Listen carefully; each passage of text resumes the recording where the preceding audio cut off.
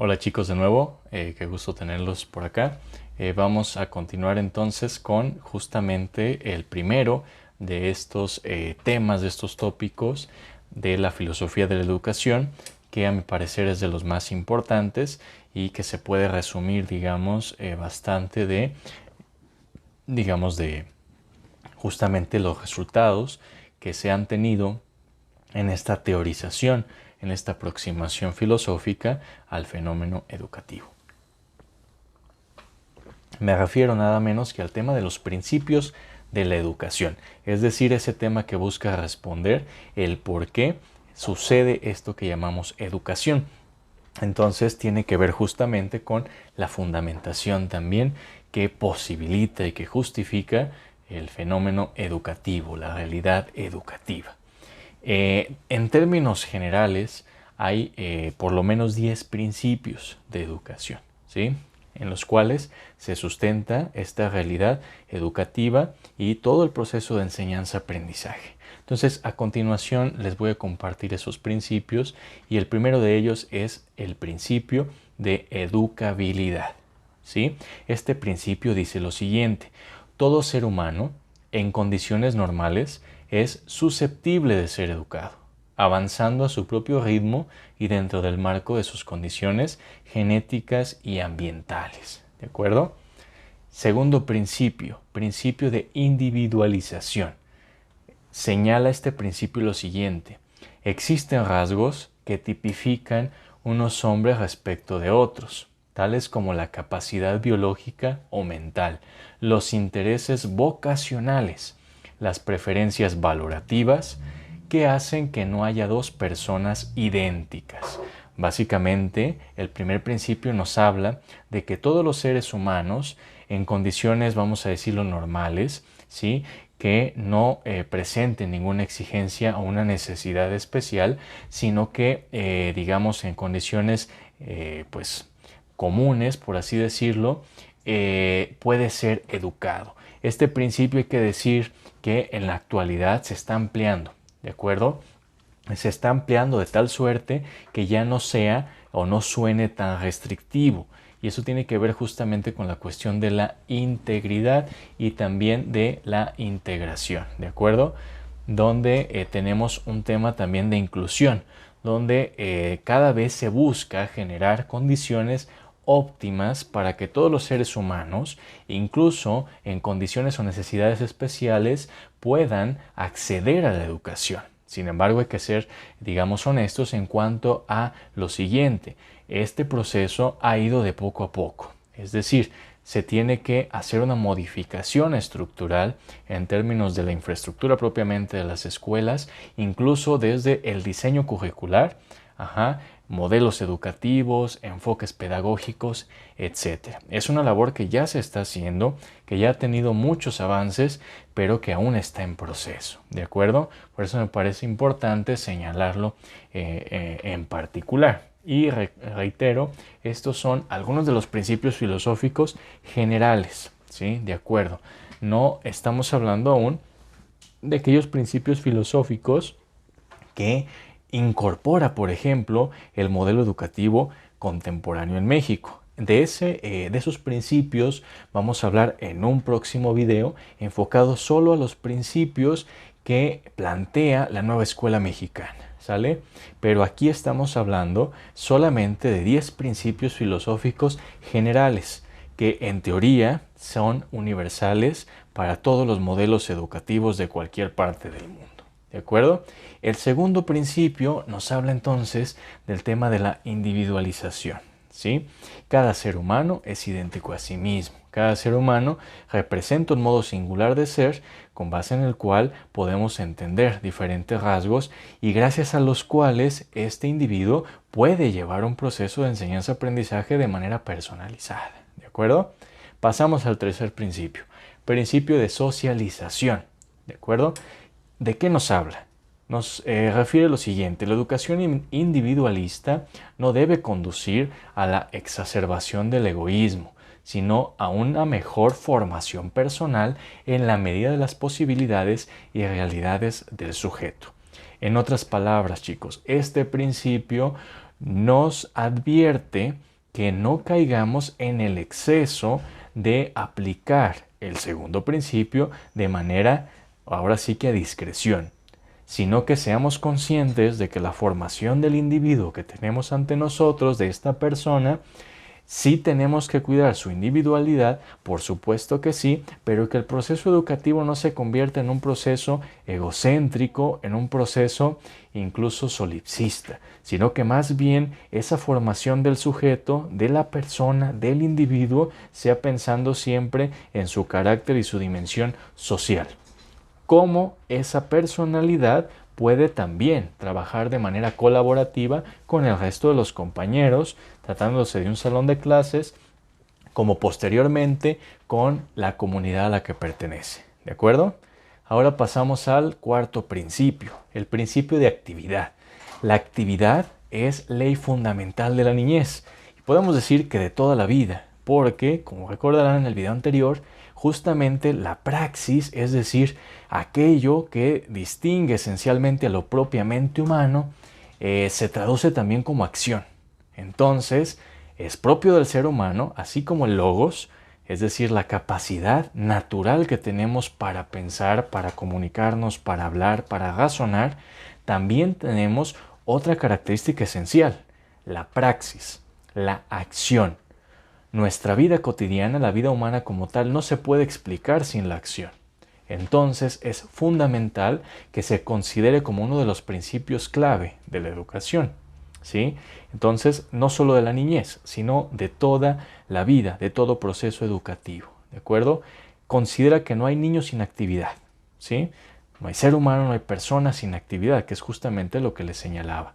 Listos, activos, somos todos por naturaleza, ¿de acuerdo? Simplemente hay que enfocar, hay que encontrar ese punto de conexión con la temática específica, ¿sí? Entonces hay que tener siempre esa disposición como docentes a orientar esa capacidad de acción de nuestros estudiantes. No solamente el pensamiento, no solamente la razón, porque hay edades en el proceso educativo en el cual tenemos que poner más énfasis a otras cosas, como son propiamente las actividades, ¿sí? No tanto los conceptos, no tanto las ideas, sino las actividades. Quinto principio, vamos a la mitad. Principio de intuición. ¿A qué se refiere? A que la intuición es la base de la instrucción. Enseñar las cosas por las cosas mismas. Al hablar de intuición, aquí no nos estamos refiriendo a esta disposición, vamos a decirlo así, sensible, a los conocimientos logrados a través de los sentidos. No. No es como cuando decimos, tengo la intuición de que algo está pasando, pero no sé cómo explicarlo. No nos referimos a eso.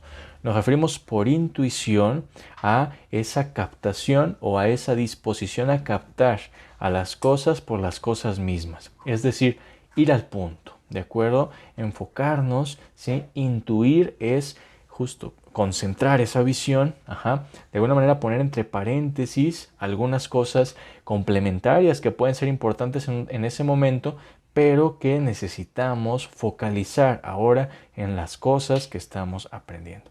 El ser humano, por lo tanto, tiene esa capacidad de, focalizarnos solo en lo importante de ese momento, ¿sí? Las cosas por las cosas mismas, ¿de acuerdo? Sexto principio, el principio de la creatividad, ¿sí? El ejercicio de la creatividad no es privativa del campo del arte, ¿de acuerdo?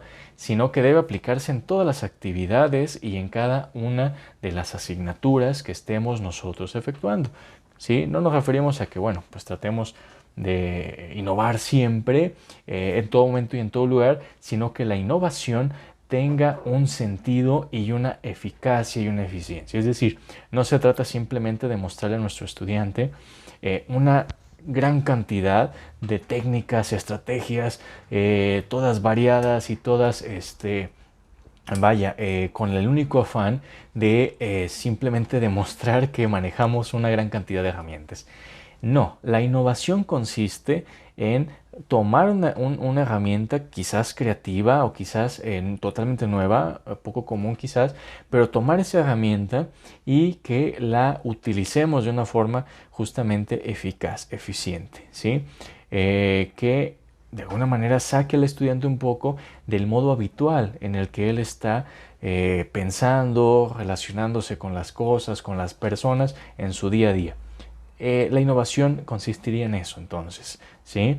Una clase muy innovadora, por ejemplo, puede ser, por más asombroso que suene, que en esta era de la tecnología el profesor use de nuevo el pizarrón. Eso puede ser innovador, ¿sí? Romper con el esquema habitual y de alguna manera sacar al estudiante de su zona de confort para justamente maravillarse con ese asombro que decíamos que es condición primaria del desarrollo filosófico, pero no solo de eso. Decíamos que el asombro detona el logos, detona la posibilidad de que el ser humano conozca, ¿sí? Básicamente, lo que va a llevar después a la investigación y en última instancia a una teorización, a una serie de resultados importantes a manera de respuesta a esas preguntas que surgen en el asombro, ¿de acuerdo? Entonces apliquemos la creatividad siempre con una finalidad clara, ¿sí? Con un porqué y un para qué muy concretos y no solo la apliquemos por aplicarla. Principio de criticidad, este también es muy importante. La educación de la capacidad crítica. Les decía que es también establecer los límites y los alcances de alguna cosa o de algún tema. Debe ejercitarse a través de las diferentes asignaturas y oportunidades de aprendizaje. El pensamiento crítico no solo es propio ni exclusivo de la filosofía. Podemos decir que el pensamiento crítico lo hemos heredado de la filosofía o es un regalo de la filosofía a todas las ciencias, ¿sí? Claro, la filosofía no es que se lo invente por sí sola, sino que también parte de este logos que es propio a todos los seres humanos. Entonces el pensamiento crítico, esa capacidad de analizar, es decir, de separar el todo en sus partes, comprender cada parte, cómo se relaciona una parte con la otra y después hacer síntesis de eso, ¿sí? Justamente ese pensamiento crítico, esa capacidad también de ver límites y alcances, se aplica en todas las áreas del conocimiento y de la vida en general. Octavo principio, el principio de cooperación. Aquí vamos a retomar un poco el principio número 3 que hablamos de la sociabilidad. El trabajo grupal, comunidad, sociedad, ¿sí? Todo ello posee desde luego un trasfondo ético y humano que permite desarrollar los sentimientos sociales, la solidaridad, el altruismo, la cooperación, ¿sí? Eso es la colaboración.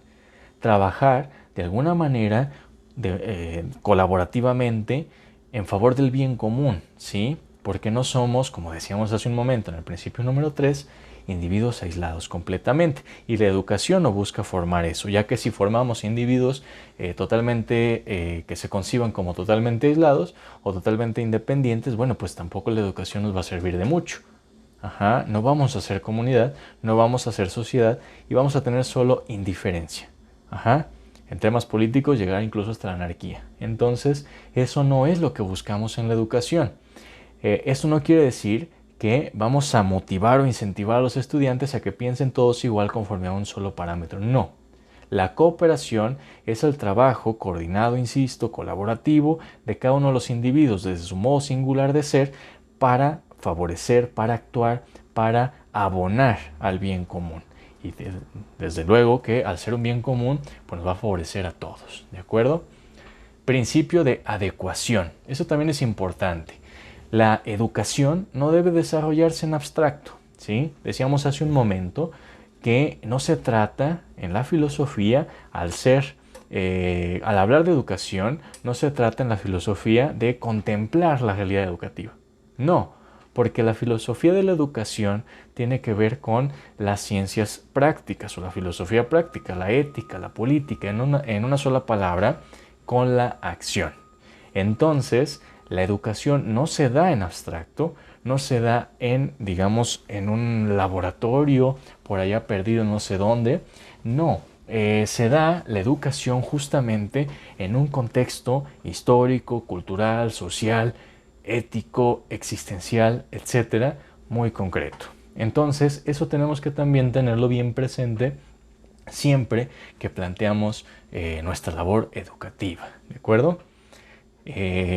bien conscientes de dónde estamos educando. Y el 10º y último principio, chicos, el principio de calidad total. ¿A qué se refiere este principio?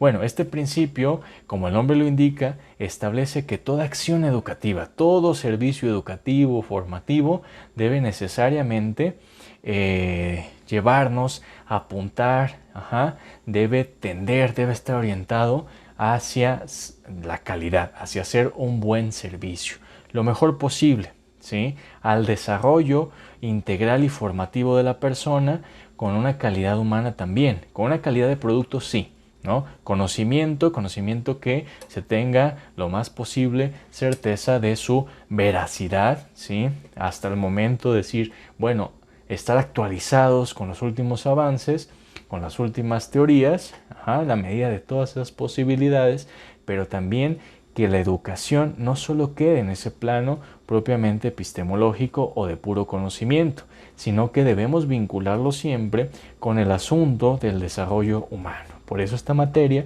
se llama así, Filosofía y Desarrollo Humano, ¿de acuerdo? Es tratar de ver esta realidad educativa desde esta perspectiva filosófica, pero justamente gracias a este 10º principio, no pensar la educación de manera aislada, sino en relación con un conjunto integral que es justamente la persona.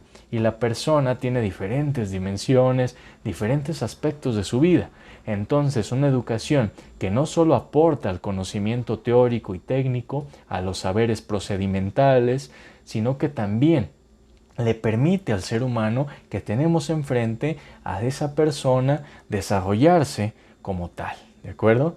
Entonces, bueno, chicos, digamos, resumidas cuentas, estos son estos 10 principios generales de la educación que, insisto, son eso, generales. Es decir, podemos encontrarlos en diferentes modelos educativos y que pretenden ser como una especie de base, de soporte para que después se puedan aplicar de forma más particularizada, más pormenorizada en diferentes realidades, justamente en diferentes contextos, ya sea en nuestro país o en otra parte del mundo.